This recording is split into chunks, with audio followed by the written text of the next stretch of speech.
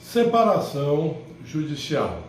Então, a separação judicial, depois da emenda 66 de 2010, trouxe a ideia para alguns juristas de que ela deveria ser banida, ela deveria ser excluída do nosso ordenamento jurídico por não servir para nada. Mas, pela sistemática adotada com a regulamentação infraconstitucional, ela continua a fazer parte do nosso ordenamento jurídico. Daí, talvez se torne até uma opção para alguns casais que têm aquela pretensão de retomar a sociedade conjugal, porque a dissolução, a separação judicial, ela é uma forma de dissolver a sociedade conjugal, certo? Então rompe essa obrigação de que as pessoas continuem vivendo sob o mesmo teto, e há a possibilidade de ser retomada a sociedade conjugal e o casamento ter aquele andamento previsto por lei, certo?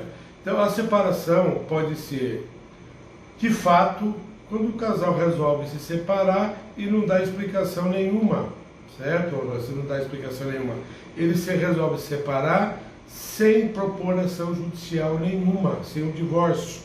Simplesmente cada um vai para o seu canto e não passa a não conviver mais. Agora, se eles resolverem deixar de conviver, por fim a sociedade conjugal e entrar com a separação judicial.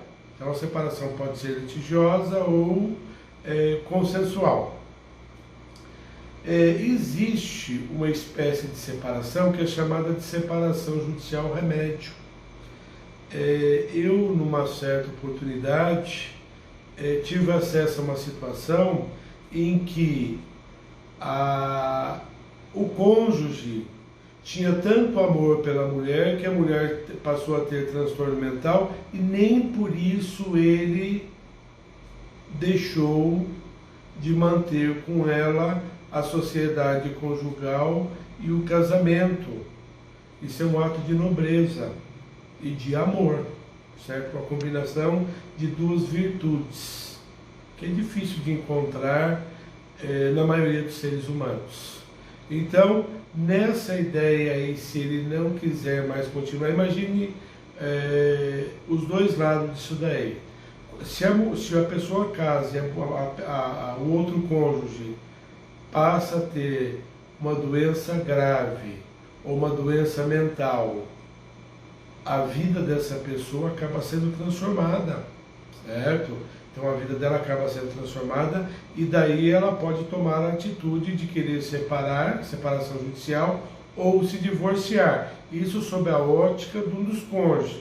Sob a ótica do outro cônjuge, ele vai deixar de ter o quê? Aquele apoio material, às vezes psicológico, um apoio moral, que é previsto para o casamento. O casamento deve contar com a sustentação, além do respeito.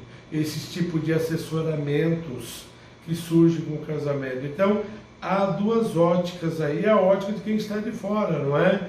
De ver que o casamento pode acabar por sobrevir uma doença, certo? Então, a sociedade conjugal pode acabar por isso daí. Às vezes o cônjuge se separa por ver a possibilidade de voltar depois com o casamento, certo? Então, na verdade, hoje a pessoa não precisa de trazer a causa do fim da sociedade conjugal. Em princípio, ela não precisa de fazer isso daí, porque dizer que tem doença grave, que há incompatibilidade de gênios, há muitos motivos para o fim do casamento. E a gente escutava muitos deles, não é? Hoje, claro que mudou um pouquinho. A gente falava em incompatibilidade de gênios, né? A impossibilidade da vida em comum por ocorrer muitos conflitos. As pessoas, às vezes os cônjuges, eles se agridem fisicamente. Então, gera uma impossibilidade, seja agressão física, agressão verbal ou outro tipo de agressão. Né? Então, essas agressões aí tornam impossível a vida em comum. Geram uma impossibilidade. Ocorre também por um deixar de nutrir afeição conjugal, certo? E há N motivos, e modernamente tem ocorrido com mais frequência isso daí. As pessoas não conseguem nutrir o amor, ou como a gente dizia no passado, ele casa e quer continuar a ter vida de solteiro, hoje se expandiu para a mulher também. Então, essa falta de nutrição, essa falta de preparo para a vida conjugal, uma vida a dois, uma vida não de limitações, uma vida de descobertas, isso é muito interessante dizer. Então,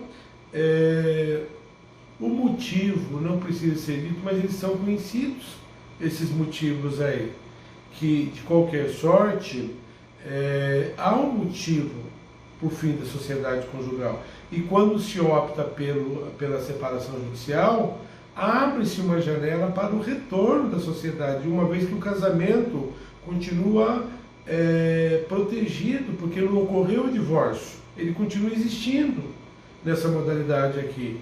Então nós temos até alguns juristas, como Maria Berenice Dias, que é bem conhecida, ela é ex-desembargadora do Rio Grande do Sul, ela achou que, quando foi comentar lá, que era retrógrado querer manter a separação.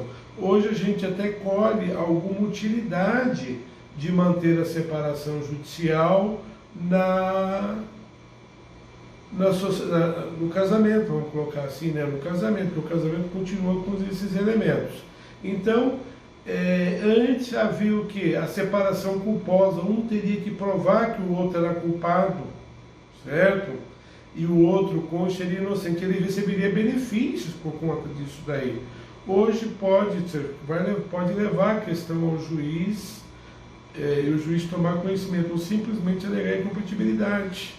Tá? Já que ela pode ser consensual, sendo litigiosa, ela pode ser o quê? A separação judicial pode ser litigiosa ou consensual. Eles, em consenso, eles chegam lá e pedem, não precisa dar explicação nenhuma, certo?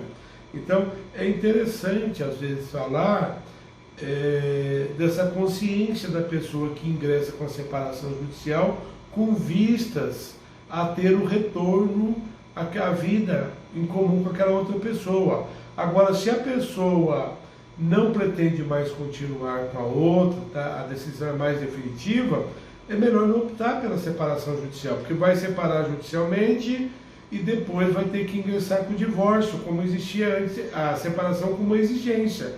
Isso acaba. Então, o procedimento processual vai ser lá do artigo 1120, 1124 do CPC, e acaba tendo esse trâmite aí. É um trâmite processual que tem até certa celeridade, por tramitar em vara especializada e ser importante que se decida logo a situação dos cônjuges.